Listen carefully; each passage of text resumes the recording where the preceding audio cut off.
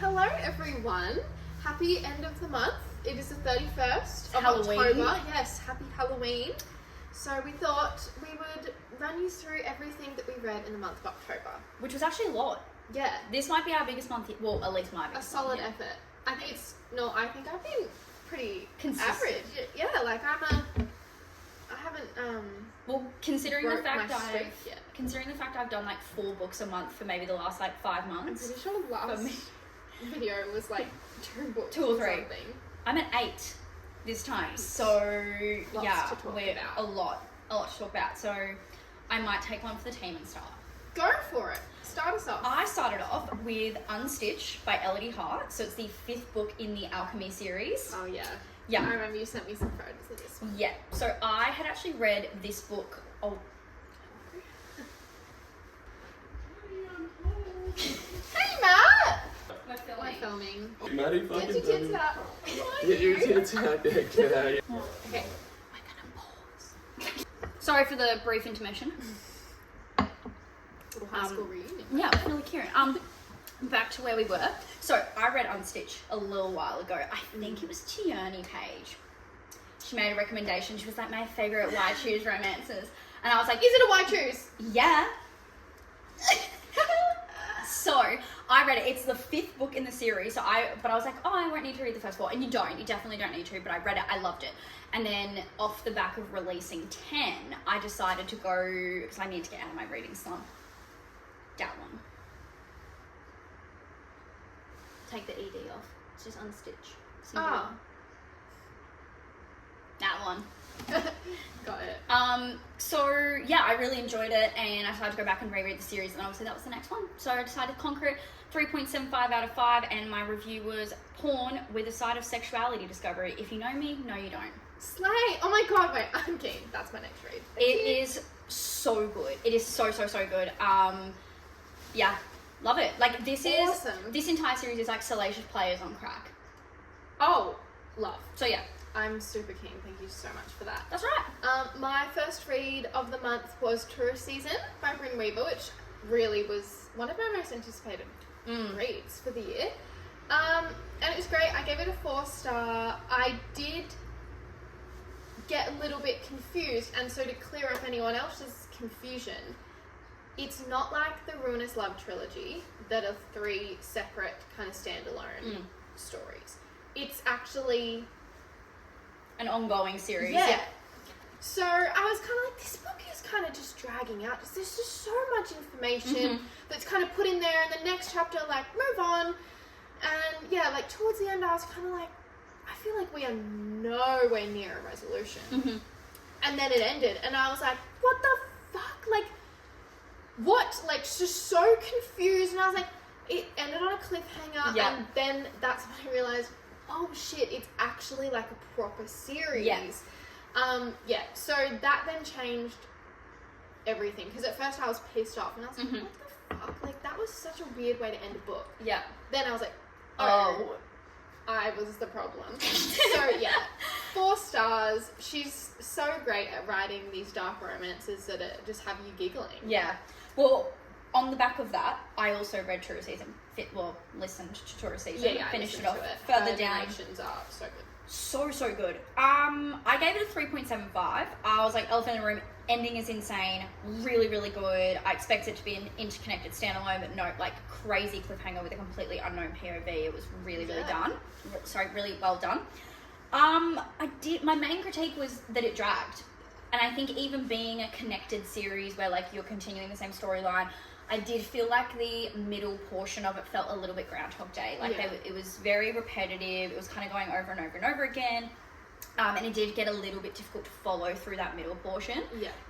The ending was really good though. That was so engaging. Really engaging. Like start was really good, ending was really good, middle bit was just kind of like it was there to make it an entire book. I didn't feel like it was as engaging as the Ruinous Love books. Yeah. I felt like those ones, because they were a standalone book, there was a lot more time put into like a really compelling story. But overall, I really did enjoy it. Yeah. And it was a 3.75 for me. Great. So yeah. And fantastic audiobook. Yeah. So Her good. narrators are incredible. I think the female narrator for this one. She did Leather and Lark, Scarf and Sparrow, and then this one. I don't think she did the first, like Butcher and Blackbird. Really? I don't think so. Because I thought her voice was familiar. Yeah. I very much was like, I've heard this voice before. She like, I know did the her. last two. Yeah, wow. But yeah, so they're obviously enjoy working together, and I'm so freaking glad for that, 'cause it's great. Yeah, like she does a fantastic job. So yeah, right. I think you're next because I piggybacked off you. Okay. So. Then I decided to dive into the DC Stars series, which is ice hockey romance. Like, I honestly think ice hockey romance is my favorite. Like subgenre. Sports romance. I think that's fair. I also just think it's a classic. It's just and there's really so good. much variety in amongst it too. So great. Yeah. So DC Stars is like a woman-based empowering style series where all the main characters, female main characters, are just these badass women who are doing like, you know, jobs in male-dominated fields and just absolutely crushing it. Which I love. Yeah, so that's awesome. Fucking sick. So first book is Face Off. Maverick and Emmy. So cute. They are cute. Wasn't my favourite in the series as a whole, but I still gave it a like 4.75. Wow. Sorry, 3.7. I was like, whoa. Yeah, I said that. Not my favorite, but like it was nearly a 5-star. It was great seeing Emmy play in the NHL. First woman to do that was like really cool dynamics. But just the whole team, like, and it carries on throughout these series. These team of men are actually insane. Yeah. They're just one big group of golden retrievers. It's so nice to see, and they're all just amazing. So the way that they supported her through that was awesome, and good book. No notes. Yeah. Look, I remember when I read it, and I got very much like the Mile High effect, where I was like, first book in the series, do I want to continue? Someone's really going to need to motivate me. And then it was what the brief of Power Play was that I was like, oh, fine, I'll keep going. I'll give it a go. Actually, lies. It was the teasers of Hat Trick that I was like, well, fine, I'll read the other two so I can get to Hat Trick. Well, my next book was our book club read. It was Cash. Oh, yes. So we've already done a video on Cash. You can go and watch that if you want to know our thoughts. It's all there, but the TLDR of it all is that I gave it 3 stars and it was okay. And it was a cowboy romance. So can't go wrong with a bit of cowboy action. That's it. I think I gave it a 3.5. I think you did. I did. Yeah. Yeah. Right, well, Did enjoy it. Yeah, love. I might go to my next one then, which was I finally finished Breaking Point by Matt Rafferty. Finally. Look, I am ashamed to admit this took me about a month. I have my reasons, okay?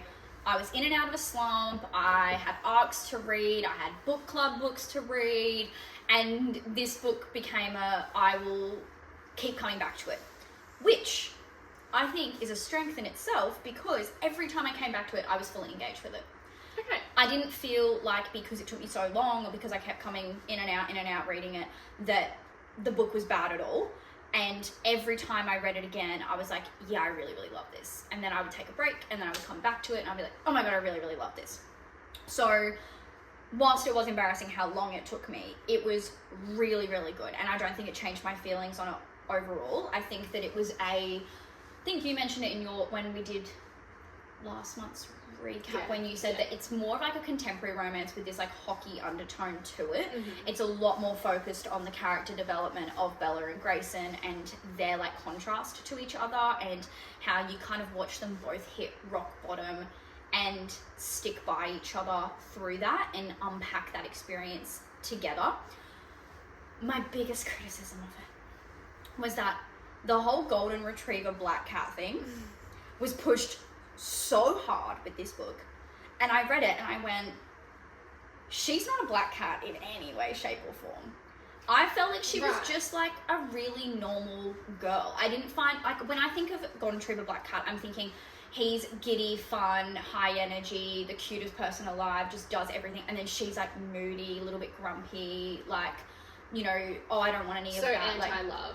Kind of, like that. The whole idea is they're meant to be polar opposites. That's the idea of the trope, and I just didn't feel like she was actually that much of an opposite. I think that she actually like lapped up the love that he gave her quite openly because she was craving connection from people because of what was going on for her mum. I also did feel like it was a little bit insta-lovey. Just a little bit. Really? Just a little bit. Yeah, just For him, yeah. Yeah. And I was just kind of like a little bit more of a slower burn. I would have loved. It was a really slow burn though. But like as far as his feelings went, Yeah, okay. I felt like it was like chapter 4 that he was just like, this is the girl of my dreams. And I was like, Yeah. I do see what you mean. buddy, take a Valium. Wow. Take a Valium, take a breath, it's all good. But overall, I did really love it, and I'm really excited for the next book. So, Same. that is my thoughts on Right. Breaking Point. Oh, and I gave it a 4.5. Yeah. So, Same. I next read was Power Play, second book in DC Star series, which follows Liam and Piper, which was another great book. Mhm. Again, like same rating as the first book, so 3.75. I thought I would like it a lot more than I did. okay. I didn't dislike it at all, but it felt, I don't know, I loved the spice. Mhm.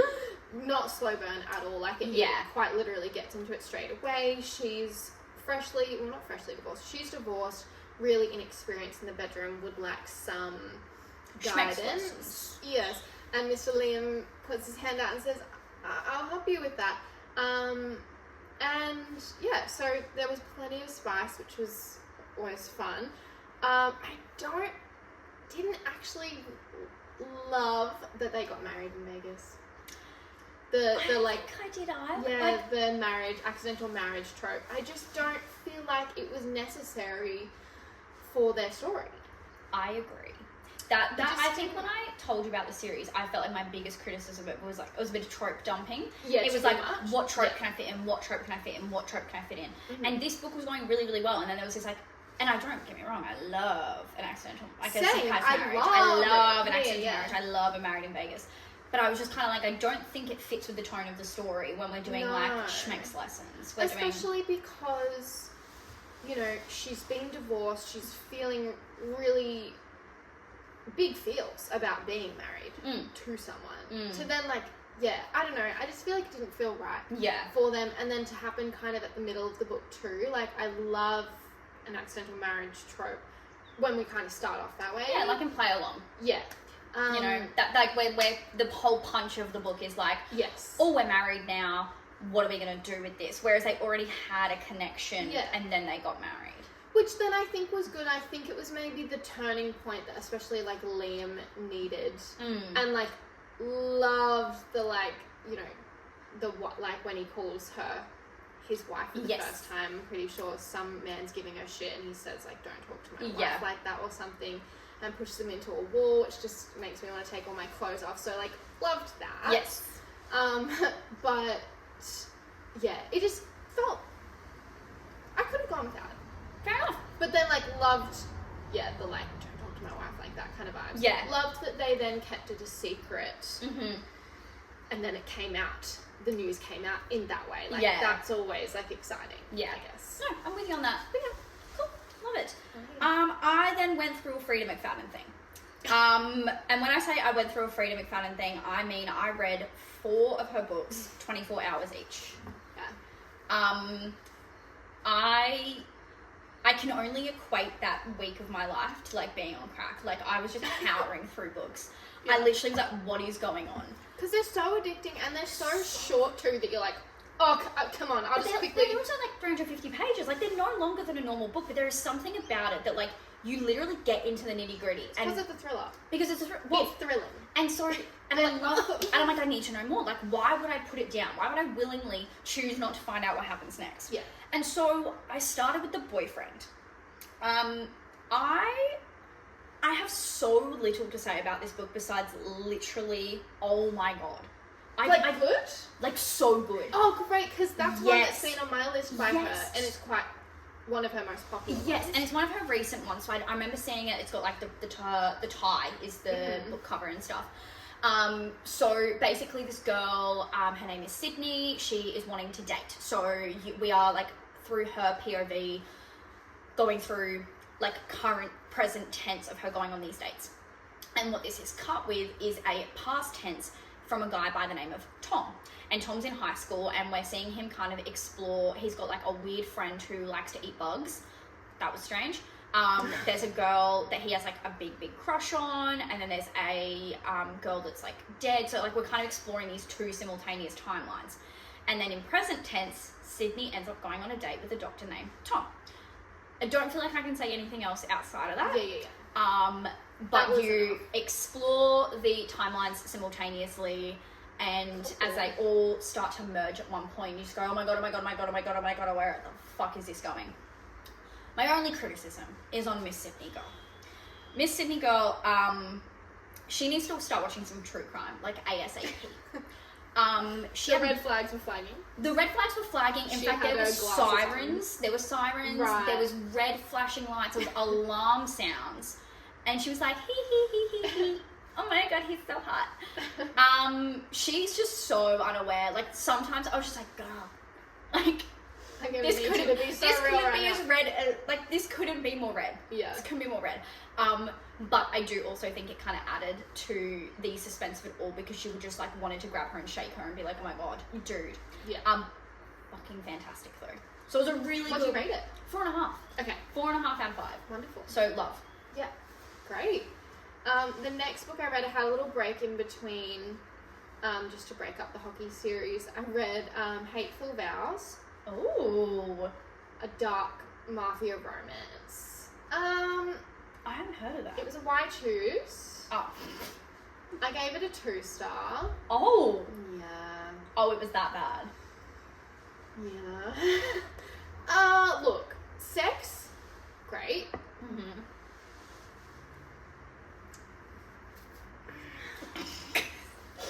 The lack of words speaks volumes. I don't really know what to say. So, Pretty Taboo, they are step siblings. Okay. So, we've got I can't even remember their fucking names. It was a 2-star book. Basically, yeah. Mafia Don marries, not his stepsister, marries a girl. Mm-hmm. And then, but Mafia Don is like, bi, and he's like, I also like the stepbrother though. Right. Yeah. And then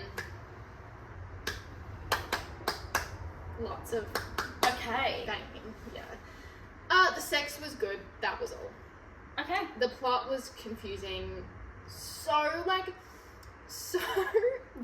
juvenile in the way of like, did a 15-year-old write this? Oh. And then this happened, and you're like, how the fuck could that, you know what I mean? Those types of plot twists where you're like, bitch, hold on. It's giving like, and then I woke up from a dream. Yeah, like, that's so unreal. Like, that's just not happening. Like, you can't convince me that that's happening right now. So, like, Wattpad vibes? Yeah. Right. Yeah. Definitely a Wattpad should have stayed on there, no offense. Yeah. Okay, gorge. Yeah. Alright, well, that brings me to my next Frida McFadden read, which was The Crash. So, admittedly, I put up a poll on my Instagram story and I said, should I read The Crash or The Tenant? I waited 30 seconds, saw that one person voted for The Crash, and I went, fine guys, I'll read The Crash. I came back 24 hours later and it turns out everyone voted for The Tenant after that. But nonetheless, so I read The Crash. This is another one that I saw all in the shops with the book cover and stuff like that. Basically what happens is this girl, she is pregnant, and she decides she's going to go visit her brother out of town. She's very, very, very heavily pregnant. I can't remember what provokes her to, anyway, it's irrelevant. So she then gets in a car and she goes do, and there's a big snowstorm and she ends up crashing her car quite significantly. She's got her leg trapped in the car.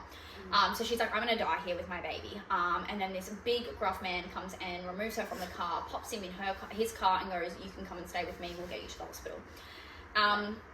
She then ends up being taken care of by this family. Again, can't say much else besides besides that without giving too much away. There was some parts of this that were done really, really, really well. Again, don't get me wrong, it took me 24 hours to read. I breezed through it. Some parts of it were done really well. Some of the interactions between the characters, some of the plot points done fantastically. However, because of the nature of the story, because of the nature of the arrangement that is going on in the story, it feels so repetitive. Okay. Like we are constantly going back and doing the same thing over and over and over and over and over again. And although it is varying, it just starts to go like, oh, can something else happen? And that's just kind of where I got like a little bit unstuck. And obviously, Freida McFadden, you jump between POVs, so we get a POV switch and then we get another POV switch. Felt like the big plot twist, the big moment was really predictable. Like I sort of highlighted a part early on and I went, oh, I can see where this is going. And then the less predictable parts really lacked the like shock value for me to go, oh my god. Right. Like, and there have genuinely been parts of Freida McFadden's books that I literally have gasped out loud and I'd be like, oh my god. Yeah, for oh sure. my god. Yeah. It's just what's my favourite. Fair enough. 3.5 stars. My next one, then we're jumping back into, well, then I read Cash, but we've already spoken to about that, then jumped back into DC Stars with Slapshot. Yes! Fuck yes. I feel, you didn't like it. I really didn't like it. I gave it 4.5 stars. I think I gave it like a 3.5. I really liked it. I'm really glad for you. A lot. I actually am really glad because Look. I've got a thing for cooking.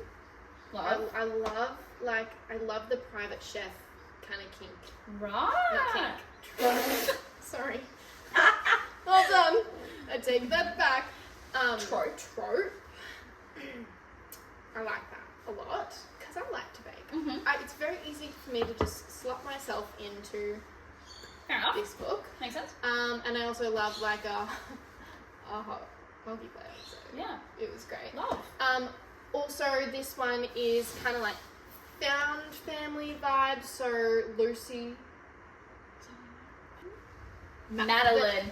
This daughter's Lucy. Yes. Yeah. Okay. So Madeline has I think she's a 6-year-old daughter called Lucy. She's deaf, born completely deaf.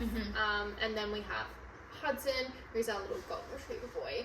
Hudson's just such a vibe, isn't Yeah, it? I did love him. Like from I did the really love him. first 2 books, like you just get the most calm, safe vibes. Yeah. From Huddy. So yeah, basically they all start living together. I just love that trope of like found family. He kind of bends over backwards for them, and yeah, I just love that. I have a thing. It's happened twice. A guy's learnt ASL Yep. for someone that they loved, and it gets me every single time. Yeah. So yeah, No, great that's fair. book. I'm really glad you enjoyed it because I it was really- my least yeah. favorite in the series. Wow, so. yeah, no, I really enjoyed it. I honestly feel like the first 2 books of this series and the second 2 books are on completely different leagues with each other, to be so dead Okay. honest. My favourites were 2 and 4, so I kind Yeah. of like around Okay. that. Well, you're a little piper, so I can see that. Yeah, I also just love a man with glasses, so. True. What did you rate it? 4.5. That's right. It was That good. great Love work. it. Continue on the Freida McFadden thing. I read The Tenant. So I gave it a 4 out of 5. Basically, we've got this married couple. He loses his job, like suddenly. He has this really big prestigious job. He's like been promoted hella, and then loses his job completely out of nowhere. They've got this really nice apartment in New York City or something like that, and they can't afford to pay it off anymore. So they decide they're going to get a tenant for their spare bedroom. Yeah. So they interview all these people, and then this cheeky babe comes and lives with them. God, for the life of me, I think her name was Whitney. I think that was her name. Whilst Whitney is living there, Blake, our MMC, it's the first portion of this book is from his POV. All of this, so he's obviously home because he doesn't have a job. Weird shit starts to happen, like really weird, freaky shit. And we spend about 75% of the book unpacking all of this weird shit that is happening. And I fucking loved it. I genuinely felt uncomfortable reading. Like the things that was happening, like, not to give like too much away, but there was a part where No! No, it's like a really. There was like rotten. He kept finding rotten fruit. And there was fruit flies everywhere. And as you're reading it, your skin just starts to like crawl because like it's so real, but you feel so like icky about it. And like so, there's all these things, and you're just like and then like you're just like really like feeling uncomfortable with him. And then towards the end of his portion, we start to unpack what's going on, and then there's the plot twist. I was lying in bed on my tummy, having tummy time with my Kindle, and I went, oh! And I swear on my life, I literally felt my heart fall to my ass. Wow. We then get a POV switch. That's where I think it lost me. There was something about the POV switch that it felt a little bit bland. It felt it really fucked up the tone of the story. But then we get more twists, and obviously everything kind of starts to unpack, and I was like, oh my god. And then it just really built anticipation fantastically. You really immerse yourself in the story, and overall I just really enjoyed it. It was a 4 out of 5 for me. I highly recommend it. So, yeah, also going on the list. So good. Alright, so then last book of DC Star series so far, Hat Trick. This was my favorite. This was a 5-star. Yep. Riley fucking Mitchell. And I warned you. Yeah. I went, babe, wait till you get to Riley. And then I swear I have a text from you going, Riley I fucking put it Mitchell. on our story. He is like actively fighting his way to the top of my book boyfriends list. Like seriously. Yeah. He was just everything you could want and more. The story follows him after he has a really unfortunate accident where he loses one of his legs, and Lexi is the team's personal trainer. She's like a personal therapist, like an exercise therapist sort of something along those lines. She puts her hand in to like help rehabilitate him and gets him, tries to get him back on the ice and stuff like that. I think why I really, really enjoyed this one was just the emotional, what's the word I'm looking journey? For? Yeah, and like development of both the characters and seeing, Riley develop into this really, really strong person after like what he's gone through, seeing him from literally rock bottom to like not wanting to be Earthside anymore, to then seeing him like gain all the strength and like just that mental toughness that he like developed was just so nice to see. And I feel like every chapter from his perspective, you're just like, yes buddy, yes. Like, I loved I'm it. so proud of you. I had so many moments that made me cry. One of them when it was his first time back on the ice, and like the boys came and were holding him on either side, and they were like, that was just that's what I mean. These boys are just beautiful, like genuinely beautiful. Yeah, genuinely flawless. No red flags, only green flag. None of them has a single fucking red flag. Yeah, they are just the greenest green flag men you'll ever read about. Seriously. Anyway, Hat Trick was fucking fantastic. And you should go read it. You should. It was a 5-star. So, Riley Mitchell. A man on his glasses. Love you, King. That crawls on his knees. I mean, yeah. What else could you want, really? What else could you want in life? My final book of the month was Ward D by Freida McFadden.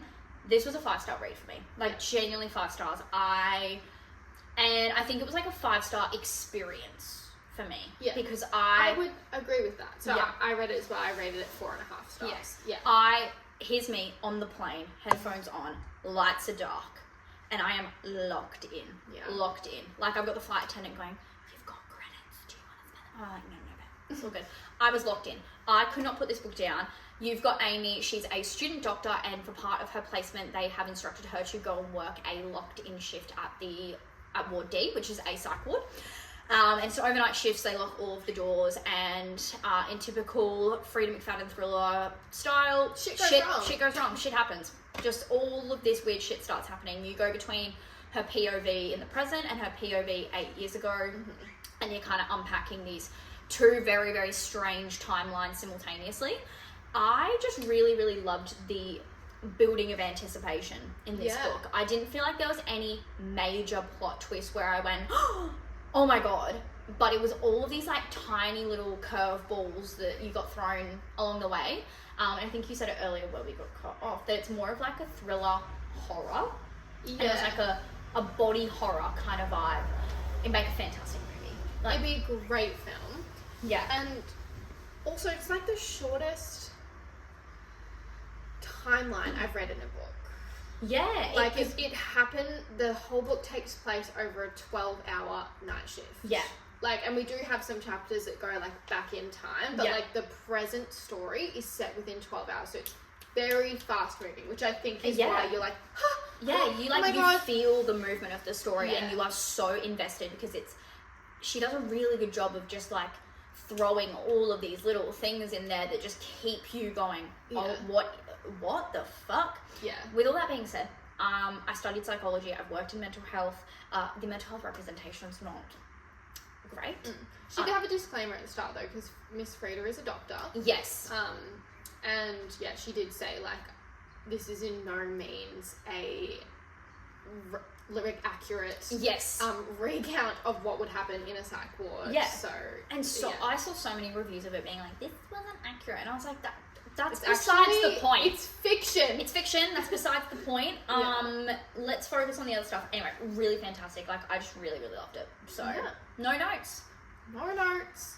My last read of the month was...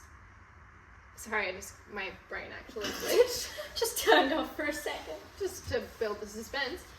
Was Keep Your Guard Up, which we got sent by the beautiful Tara. Thank you so much. Which is so how nice. It's heavy. Yeah, don't you reckon? Yeah, it's heavy. Yeah, thick paper. She's thick. Yeah. Anyway, this was so cool. This was my first Aussie romance. I've read one. Yeah. I think. It threw me off at the start so hard because obviously, like, we speak English here in Australia. They speak English over there in America. Like, all the books we read are written in American English. Yeah. And you really don't... It doesn't seem weird to me reading American English, but then reading Aussie English, I was like, this is weird. Like, we don't speak like that. But this is actually 110% how we speak. And it did throw me off at the start. I was like, what the fuck? Like, this is weird. Like, I don't speak like this, surely, but I do. Yeah. But after like first couple chapters, I was like, it wasn't sticking out to me. But I just feel like at the start, I was like, wow, like, I can't believe we speak like this. Yeah. Like, it sounds so bogan. I love it. But so set in a really like small town MMA romance, which is like really unique. I haven't really read a MMA romance before. My only real critique was that I just feel like there was a couple little things that were mentioned in the plot, and without giving anything away, like for example, like things with her ex-boyfriend that were kind of like a bit of a jaw-dropping moment. You're like, oh, shit, what's going to come out of this? And then I just feel like it moved on and the other story continued, but I just feel like, I was like, oh, I kind of feel like we could have had just a little bit more time from that. That was my only critique from it. I gave it 3.5 stars. It was a great time. I'm really excited to read like the continuation series. The characters were really likable, and it was awesome. Fantastic. I can't wait to read it. Chance is hot. I'm so excited to read it. Hey, Chance. Hello. That's it. That's our month. That was October. That was a hectic month. That was a lot of books for us. Yeah. But really, really good month for us. So thank you guys so much for watching. Like, subscribe, and comment down below what your top read of October was. Mine was Ward D, I reckon. Yeah, and mine was Hat Trick. Yeah. Sure. That's a good pick. Oh my gosh. Well, anyway, thank you guys so much for watching. We love you so much, and see you next time. Later. Bye.